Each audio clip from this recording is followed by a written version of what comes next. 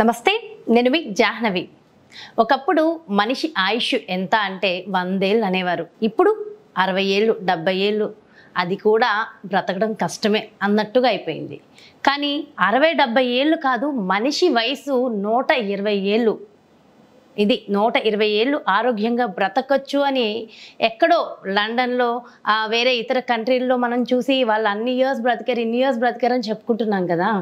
కాదు, మన ఇండియాలో, మన భారతదేశంలో ప్రస్తుతం మన దగ్గర ఉన్న వ్యక్తి వయస్సు 110 సంవత్సరాలు. మనందరికీ సుపరిచితులు సదానంద గిరి స్వామీజీ ప్రస్తుతం మనతో ఉన్నారు. మరి ఖచ్చితంగా ఆయన ఆరోగ్యంగా ఆనందంగా జీవిస్తున్నటువంటి ఆ ఆరోగ్య రహస్యాలు మనకు అందించడం కోసం ఈరోజు మన ముందున్నారు. సో మనం గురూజీ దగ్గరికి వచ్చేసాము. ఖచ్చితంగా మనందరి కోసం 100 ఏళ్ల రహస్యాల్ని గురుగారు మాటలు అడిగి తెలుసుకుందాం. నమస్కారం గురూజీ. జై శ్రీరామ్. చాలా చాలా సంతోషంగా ఉంది గురూజీ మళ్ళీ మిమ్మల్ని కలవడం. మాకు కూడా అంతే సంతోషం. చాలా సంతోషం. దాదాపుగా 2 సంవత్సరాల తర్వాత మళ్ళీ మనం కలిసాం. ఇప్పుడు మీ వయస్సు 110 సంవత్సరాలు. ఏ మాత్రం తగ్గలేదు, అంతే ఎనర్జెటిక్గా, అంతే యాక్టివ్గా ఉన్నారు. చాలా హ్యాపీగా ఉంది గురూజీ. అయితే మొదటి ప్రశ్న, మీ 110 సంవత్సరాల ఈ జర్నీలో 110 సంవత్సరాలు ఇంత ఆరోగ్యంగా ఆనందంగా మీరు ఉండడానికి అసలు ఎలాంటి ఆరోగ్య రహస్యాలు పాటించారు? మేమందరం ఎలాంటి ఆరోగ్య రహస్యాలు పాటించాలంటారు? మేము కూడా అన్ని సంవత్సరాలు బ్రతకడం ఈజీ అని అంటారా? ప్రతి ఒక్కళ్ళు బతకచ్చు తండ్రి. వక్రతుండ మహాకాయ కోటి సూర్య సమప్రభ నిర్విఘ్నం కురుమే దేవ సర్వకార్యేషు సర్వదా శరదిందు వికాస మందహాసం స్ఫురదిందీవ రఘులోచనాభిరామం అరవింద సమాన సుందరాస్యాం అరవిందాసన సుందరీం ఉపాస్మహే. ఓం సరస్వత్యై నమః. జ్ఞానానందమయం దేవం నిర్మల స్ఫటికాకృతిం ఆధారం సర్వ విద్యానాం శ్రీ హయగ్రీవ గురుం ఉపాస్మహే. మా గురుదేవులైనటువంటి మహంతి హిమాలయ గిరిజీ మహారాజ్ వారి పాదపద్మములను మనస్సులో స్మరించుకొని మీరు అడిగిన ప్రశ్న ఆరోగ్య రహస్యము అని అంటారు. ఇది రహస్యమేం కాదు, ఒక జీవన విధానం, ఒక సిస్టమాటికల్ వే ఆఫ్ లైఫ్. హిత ఆహారము, శుచాహారము, మితాహారము అనే 3 పద్ధతులు ఉంటాయి. ఎట్లయితే రాముడు మితభాషి, తొలిభాషి, అల్పభాషి అని అంటారు, అట్లా మనిషికి తనకు ఏది తింటే హితము, ఏది తింటే హితం కాదన్న సంగతి తెలుసు.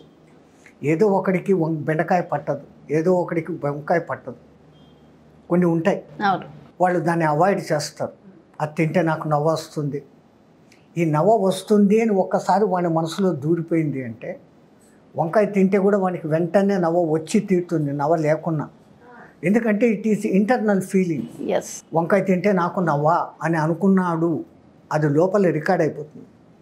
సో ఫస్ట్ ఆఫ్ ఆల్ మనము పరమాత్ముడు మనకి ప్రకృతిలో ఎన్ని కాయగూరలు ఇచ్చాడు, తినేందుకు ఇచ్చాడు. సో వాటిని తింటే మనకు ఏమీ జరగదు. ప్రతి దాంట్లో నుంచి కూడా ఒక మంచి గుణం ఉంది. ఐరన్ మీకు దండిగా దొరకాలంటే వంకాయే, దాంట్లో ఉన్నంత ఐరన్ ఇంకెక్కడ మీకు దొరకదు. అట్లా ఉంటుంది కొన్ని పదార్థాలను. సో దాన్ని తినచ్చు, దీన్ని తినకూడదని వీడ అనుకొని కొన్నిటిని అవాయిడ్ చేసేస్తున్నాడు, తినడం లేదు. ఇంకా రెండవది, ఇప్పుడు నాకు ఇది పట్టదు అని తెలిసిన తర్వాత దాన్ని అవాయిడ్ చేయడమే మేలు. అది తర్వాత మళ్ళీ ప్రాబ్లమ్ని క్రియేట్ చేసుకునేకి కడుపులో గడబిడ వస్తుంది. ఎవడికో బెండకాయలు తింటే కడుపులో గడబిడ. తెలిసిన తర్వాత కూడా ఎక్కడో ఏదో ఫంక్షన్ జరుగుతుంటే వాడేదో ఆ బెండకాయ కూరను స్పెషల్గా వండి పెట్టాడు, కాస్త జీడిపప్పు అది ఇది వేసి. ఈ కండ్లు దాన్ని చూసి తినమంటుంది, నాలుక రుచి పట్టేసి తినమంటుంది, ఊరికే వీడి దాకా లాగిచ్చేస్తాడు. ఆ తర్వాత బాధపడేది వీడే కదా, అంతే కదా. సో మనకు హితము కానీ ఇది ఏదో దాన్ని అవాయిడ్ చేయడం. శుచి, కోసేటప్పుడు కూడా భగవన్నామ స్మరణతో ఏది ఎంత ముక్కలు కొయ్యాలా, ఎంతవరకు ఉడకపెట్టాలా. విపరీతంగా ఉడకపెట్టేసి దాంట్లోని విటమిన్లు, కాల్షియమ్స్ అన్నీ కూడా కాలిపోయి చచ్చిపోయేటట్టు చేసి ఉడకపెట్టేసి ఆ తర్వాత ఆ నీళ్ళను కూడా వంచేసి మనం తినేది చెత్త తింటున్నాం కాబట్టి బలం లేదు. పాతకాలంలో వాళ్ళు దంపుడు బియ్యము వాళ్ళ ఇంట్లో వాళ్ళే వడ్లు దంచుకొని వడ్ల మీద పొట్టు పోతే చాలు దాంతో వండుకునేవాళ్ళు. ఎంతటి ఫైబర్ దాంట్లో ఉంటుందంటే అంత శక్తివంతం. ఒక్కసారి వాళ్ళు ఇంత అన్నం తిన్నారంటే 6-7 గంటల వరకు మళ్ళీ ఆకలి కానివంత పరిస్థితి ఆ ఉత్త అన్నంలో ఉండేది. ఇప్పుడు మనం polished rice, double polish, triple polish ఎంత తెల్లగా ముత్యాలలాగా ఉండాలి. ఏముంది అంతా చేసి ఇంత నీళ్లు పోసి గంజి వేసి ఆ గంజి కూడా వంచేసి ఇంకా మనం తింటూ ఉన్నది ఉత్త కార్బోహైడ్రేట్స్ తప్ప ఇంకేమీ లేదు. పోషక విలువలన్నీ బియ్యంలో నుంచి పోతాయి, ప్రతి వస్తువులో నుంచి కూడా. ముడి పదార్థాలు ఏది ఎట్లా తినాలనో అవి అట్లా. ప్రకృతి పరంగా మనకు ఏ సీజన్లో పరమాత్ముడు ఎంత అద్భుతంగా ఆయా సీజన్లో ఆ పండ్లు ఇచ్చాడు, ఆయా పండ్లను భుజించడం డైరెక్ట్గా. దాంట్లో మళ్ళీ సిరప్పులు చేసుకొని స్క్వాష్లు జ్యూసులు చేసుకుని దాంట్లో మళ్ళీ కెమికల్స్ కలుపుతారు. ఈ కెమికల్స్ కలపడం మూలంగా ఆ కెమికల్స్ మన మీద ఎఫెక్ట్ చూపిస్తాయి. దేవుడు అంత చక్కగా పండ్లు ఇచ్చాడు, పళ్ళు ఉన్నాయి, మనకు పళ్ళు ఉన్నాయి. ఆ పండ్లతో కొరికి తింటే ఆ పండ్లకు శక్తి, చిగుర్లు బలంగా ఉంటాయి, అన్నీ బాగుంటాయి. మరి ఇప్పుడు ఈ సీజన్ అని లేదు, ఏ సీజన్లో అయినా అన్ని ఫ్రూట్స్ వచ్చేస్తున్నాయి. అసలు ఏ సీజన్లో ఏ ఫ్రూట్ వస్తుందో కూడా అర్థం కానట్టుగా ఉంది. మానవుడు తెలివి మీరిపోతున్నాడు, పరమాత్ముడు ఇచ్చిన జ్ఞానాన్ని వక్రానికి వాడుకుంటున్నాడు. అఫ్కోర్స్ ఇప్పుడు పెరిగిన జనాభాకు అవసరాలు అవుతున్నాయి. ఏ సీజన్లో ఏ పళ్ళు తిన్నా కానీ ప్రమాదం లేదు. సీజన్లో పళ్ళు తింటే మంచిది. ఇప్పుడు మామిడి పండ్ల సీజన్, ఎంతటి వాడైనా కానీ కొన్ని మామిడి పండ్లు తిని తీరాలి. కానీ మామిడి పండు తింటే వెయిట్ గెయిన్ అవుతామని చెప్పి ఇది ఈ అనుకోవడాల్లోనే ఉంది, ఏమీ లేదు. ఫస్ట్ మనం అదొక ఇంప్రెషన్ పడిపోతుంది లోపల. ఆ పడినాక మీరు తిన్న వెంటనే మీకు వేడి చేస్తుంది, ఎందుకంటే it is already recorded in you, it comes out, అదే బయటకు వస్తుంది తప్ప రెండోది కాదు. ఏ పదార్థము ఏ మనిషికి అపకారము చెయ్యదు ఎట్టి పరిస్థితుల్లో. వీఆర్ డిసైడెడ్ ఆల్రెడీ, ముందుగానే మనం అనుకోపట్టి అది జరుగుతుంది. ఇంకా రెండవది మితాహారం. మూడవది బాగుంది కదా, వాళ్ళు ఎవరో పెడుతున్నారు కదా అని ఈడి వరకు మెక్కకుండా 2 వంతులు భోజనము, 1 వంతు నీళ్లు, 1 వంతు గాలి ఆడేదానికి ఖాళీగా కడుపును ఉంచుకున్నప్పుడు ప్రతి 6-7 గంటలకు డైజెషన్ సిస్టమ్ బ్రహ్మాండంగా జరిగిపోయి అది జరుగుతుంది. ఇంకా అన్నిటికన్నా ముఖ్యమైనది టైం సెన్స్. 12 గంటలకు భోజనము అంటే 12కు ఒక 5 నిమిషాలు 10 నిమిషాలు దాటేంత వరకు ఉండొచ్చు. 12కు 10 నిమిషాలు ముందు తినొచ్చు. 12 దాటి 12:30 అయిందా ఇంకా ఆ రోజుకు భోజనం చేయకూడదు. అంతగా టైంను మెయింటైన్ చేస్తే ఆ మెషనరీ, మన ఇంటర్నల్ మెటబాలిజం అనేది దానికి అకస్టమేషన్ అవుతుంది, అలవాటు పడుతుంది. ఎవరో ఒక బలవంతుడు పైల్మాన్ ఉన్నాడంట, ఆడు ఎంతమందినైనా కానీ ఓడిచ్చేస్తున్నాడు. వాడిని ఓడించాలి, అసలు వీడి బలంలో ఏమి రహస్యము అనుకొని వాడిని వెనకాల సిఐడిలను పెట్టారు. వాళ్ళు అందరూ వాడిని గమనిస్తూ ఉన్నారు.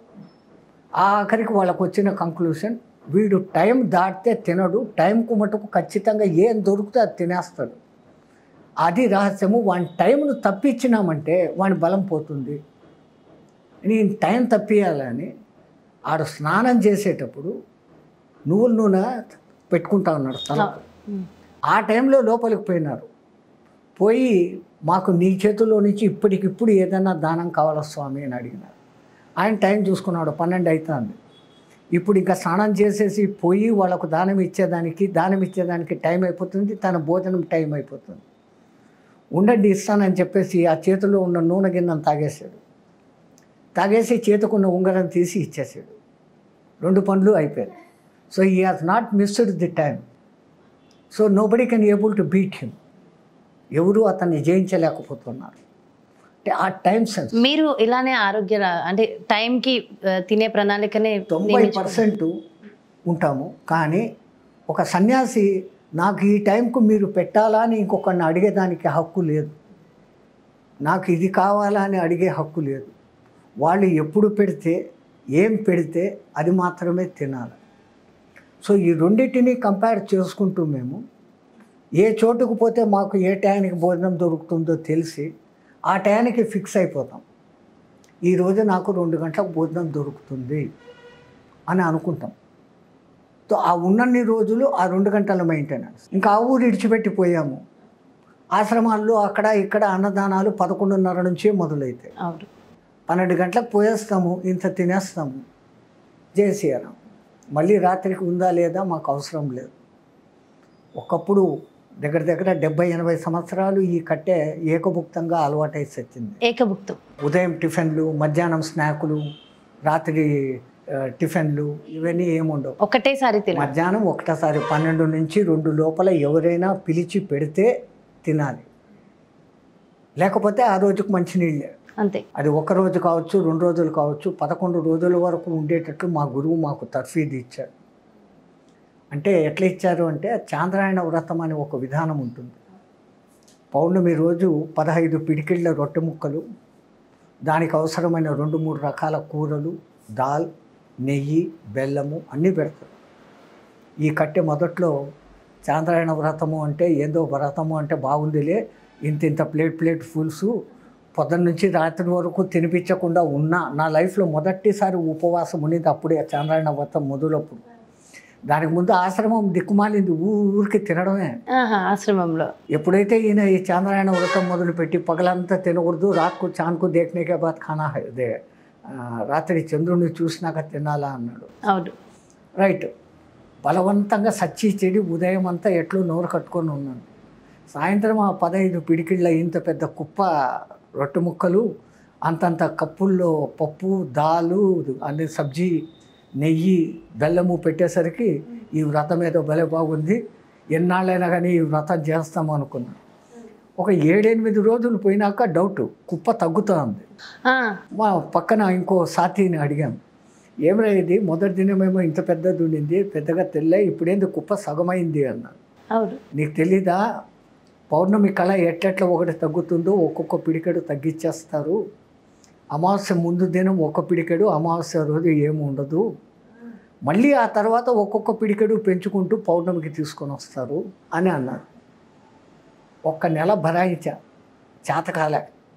మా గురువుని అడిగా. అప్పుడు మీ వయసు ఎంత ఉంటుంది గురుజీ? 24, 27, 26, 25 ఆ ప్రాంతాల్లో ఉండదు. మంచి ఎనర్జెటిక్. అప్పుడు మా గురువుని అడిగేశాను, ఇట్లా కొంచెం కొంచెం చంపేపట్లు ఒకటేసారి చంపేయకూడదా, ఏంది తిండి ఇట్లా పెడతావు, పెట్టకుండా మానేస్తావు, ఎట్లా నేను తట్టుకునేది అంటే, అరే ఈ జానడు పొట్ట కోసమే మనిషి ఇన్ని చేస్తాడు, అబద్ధాలు ఆడతాడు, మోసాలు చేస్తాడు, ఆఖరికి హత్యలు కూడా చేస్తాడు. అంటే ఈ జానడు పొట్టను పోషించుకునేకి, వాని మీద డిపెండ్ అయిన పొట్టలు పోషించుకునేకి, నువ్వు దాని మీద కాబు పొందావు అంటే నువ్వు దేనికి లొంగాల్సిన పనిలే, ఎవరి దగ్గర లొంగాల్సిన పనిలే, ఎవరి దగ్గర చేయి చాపాల్సిన పనిలే. నిన్ను అట్లా తయారు చేయాలని మా గురువు మమ్మల్ని ఎట్లా చేశాడో నేను నిన్ను అట్లా చేస్తున్నాను, నిన్ను చంపడానికి కోసం కాదురా, అర్థం చేసుకో అన్నాడు.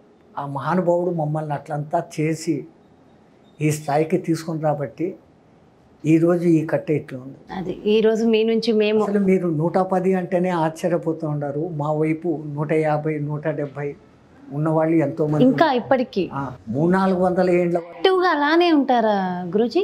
అంత ఎనర్జెటిక్గా ఉంటారు. కానీ వాళ్ళ వయసు వాళ్ళకే గుర్తుండదు, ఎప్పుడు పుట్టామన్న సంగతి తెలియదు, వాళ్ళకి ఆ రికార్డింగ్ ఏమి ఉండదు, వాళ్ళు అలాగే ఉంటారు. అసలు గురూజీ ఎలా నడుస్తారంటే మనం ఎందుకు పనికిరాం, అంత యాక్టివ్గా అలా మీరు ఇలానే 200 సంవత్సరాలు ఆరోగ్యంగా బ్రతికి ఇంకా మాకు కాదు మన నెక్స్ట్ జనరేషన్కి కూడా ఇలానే మీరు మంచి మంచి రెమెడీస్ ఇవ్వాలి గురువు గారు. బ్రతుకు అనేది మన చేతిలో ఉండేది తల్లి కాదు, మనం పెట్టుకోవచ్చు కొంతవరకు, కానీ వాడు ఒకడు ఫిక్స్ చేసి ఉంటాడు, ఆ ఫిక్స్ను మనం ఏం కాదనలేము. కానీ అందుకే మేము అనేది, మా గురువులు అంటుంటారు, బతకాలనే ఆశ ఉండకూడదు, చచ్చిపోతామనే భయము ఉండకూడదు. అది ఈ 2 ఉన్నప్పుడు ఇంకా మనిషికి ఏ చింత లేదు. అవును, ఎందుకంటే ఇప్పుడు నెక్స్ట్ జనరేషన్కి కూడా ఇప్పుడే చాలా మిస్ అయిపోయాం, చాలా పోయినాయి.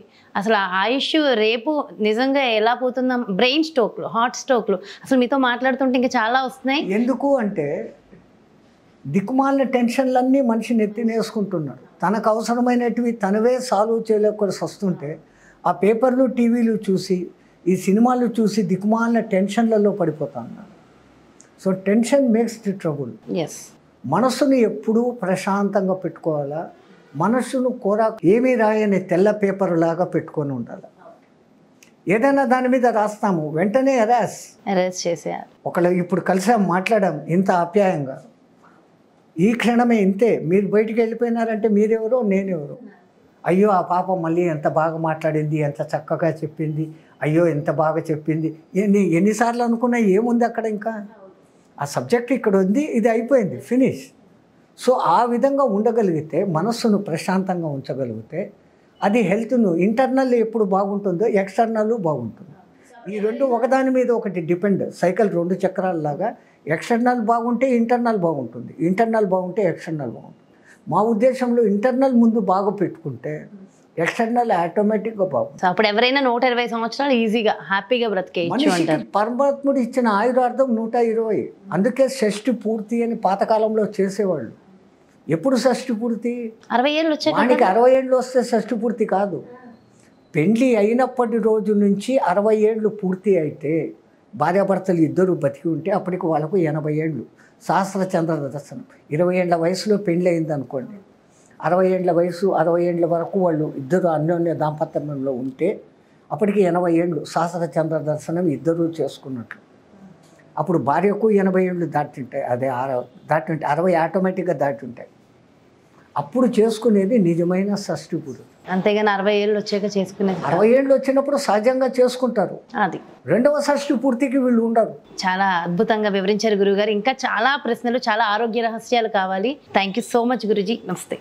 ఎస్, చూసారు కదండి, ఇంకా చాలా తెలుసుకోవాలని ఉంది. సో మరో డెఫినెట్గా మీకోసం ఆరోగ్య రహస్యాలు, మీ అందరికీ కావాల్సిన మంచి రెమెడీస్ గురువుగారు ఇవ్వడానికి సిద్ధంగా ఉన్నారు. సో చాలా డీటెయిల్గా 120 సంవత్సరాలు మనం కూడా బ్రతకాలంటే ఎలాంటి ఆరోగ్య రహస్యాలు పాటించాలి, ఎలాంటి ఆహార నియమాలు ఉండాలి, డీటెయిల్గా ఎక్స్ప్లెయిన్ చేశారు కదా. మరో ప్రత్యేకమైన కార్యక్రమంతో మళ్ళీ మీ ముందుకు వచ్చేస్తాను. నమస్తే.